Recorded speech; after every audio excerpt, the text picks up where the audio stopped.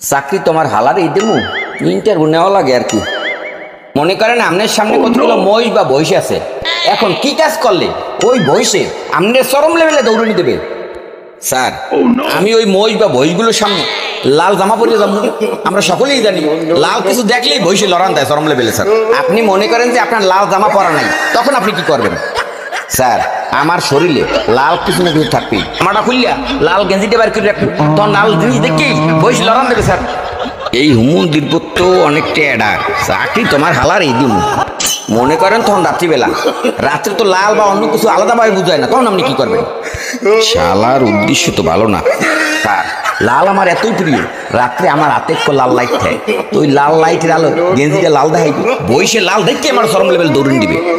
হুমুন দীর্ঘত্ব সেই লেভেলের চালাক। আপনি ওয়েট ইন লিস্টে আছেন, এক সপ্তাহ পর আমার পিএসের সাথে যোগাযোগ করবেন।